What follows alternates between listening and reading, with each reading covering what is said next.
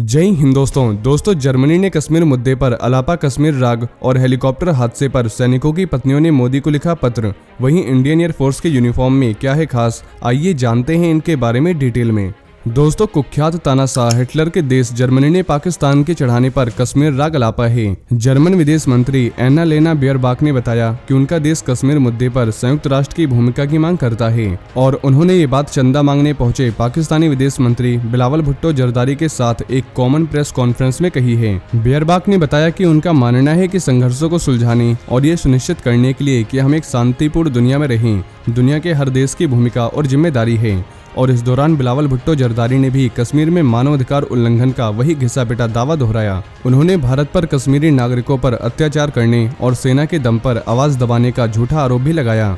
दोस्तों, बिलावल भुट्टो जरदारी ने बताया कि संयुक्त राष्ट्र के प्रस्तावों के मुताबिक और कश्मीरी लोगों की एस्पिरेशन को ध्यान में रखते हुए जम्मू कश्मीर मुद्दे के शांतिपूर्ण समाधान के बिना दक्षिण एशिया के अंदर शांति संभव नहीं है। उन्होंने भारत पर कश्मीर में अत्याचार करने और मानवाधिकारों के हनन का भी आरोप लगाया। साथ ही बिलावल भुट्टो ने 10 मिलियन यूरो का चंदा मिलने के बाद जर्मनी के विदेश मंत्री को पाकिस्तान आने का न्योता भी दिया। बिलावल ने बताया कि पाकिस्तान और जर्मनी आपसी सहयोग को मजबूत करने के लिए पूरी तरह से तैयार हैं और इस दौरान जर्मन विदेश मंत्री ने पाकिस्तान में निवेश करने की बात भी कही है। वहीं भारत ने भी जवाब देने में देर नहीं की। विदेश मंत्रालय के प्रवक्ता अर्दिम बागची ने सीधे तौर पर पाकिस्तान का नाम लिए बिना कहा कि जम्मू कश्मीर दशकों से आतंकवाद का खामियाजा भुगत रहा है और ये अब तक जारी है। बागची ने बताया कि विदेशी नागरिक वहां और भारत के दूसरे हिस्सों में भी इससे पीड़ित हुए हैं। संयुक्त राष्ट्र सुरक्षा परिषद और FATF अभी भी 26/11 के भीषण हमलों में शामिल पाकिस्तानी आतंकवादियों के पीछे लगे हैं। बागची के मुताबिक जब देश ऐसे खतरों को स्वीकार नहीं करते या तो स्वार्थ या इंडिफरेंस के कारण वे शांति के उद्देश्य को कमजोर करते हैं और उसे बढ़ावा नहीं देते और वे आतंकवाद के पीड़ितों के साथ भी गंभीर अन्याय करते हैं।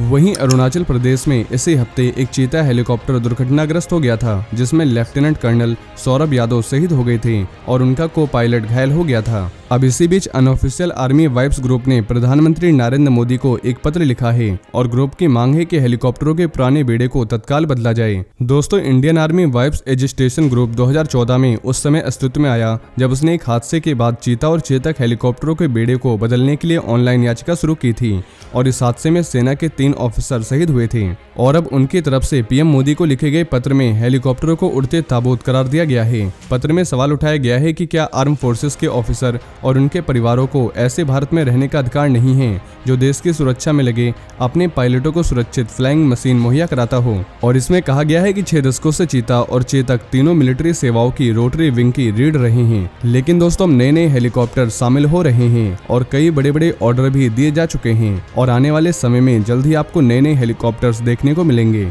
और अभी हाल ही में LCH प्रचंड हेलीकॉप्टर शामिल हुआ है। वहीं इंडियन एयरफोर्स के 90th स्थापना दिवस सेलिब्रेशन में 70 से ज्यादा मिलिट्री प्लेन्स और हेलीकॉप्टरों के परफॉर्मेंस ने दर्शकों को जोश से भर दिया था और इस प्रोग्राम में डिफेंस मिनिस्टर राजनाथ सिंह भी शामिल हुए थे। साथ ही सेलिब्रेशन में एयरफोर्स ने जवानों के लिए अपनी नई कॉम्बैट यूनिफॉर्म भी लॉन्च की थी जिसमें एयरफोर्स के जवान नई कॉम्बैट यूनिफॉर्म में दिखाई दे रहे थे और चंडीगढ़ में परेड के दौरान 7 इंडियन एयरफोर्स जवान नए कॉम्बैट यूनिफॉर्म में दिखाई दिए थे।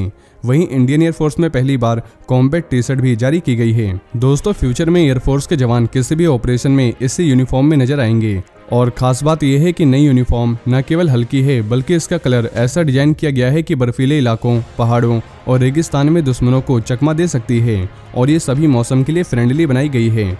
मेड इन इंडिया इस यूनिफॉर्म का पैटर्न इंडियन एयरफोर्स के ऑपरेशन एरिया को ध्यान में रखकर बनाया गया है और इस नए पैटर्न के साथ ही बूट, टी-शर्ट, बेल्ट, कैप और पगड़ी भी आ गई है। तो दोस्तों, ये थे आज के कुछ बड़े डिफेंस अपडेट। वहीं अगर आप भारतीय सेना से जुड़ी ऐसी और भी जानकारी जानना चाहते हैं तो आपको हमारे दूसरे चैनल डिफेंस एनालिसिस पे मिल जाएगी जिसके लिंक आपको नीचे डिस्क्रिप्शन में मिल जाएगी। और ये इन्फॉर्मेशन अगर आपके लिए यूजफुल रही हो तो वीडियो को ज़्यादा से ज़्यादा शेयर करें और चैनल को सब्सक्राइब करना न भूलें। जय हिंद, जय भारत।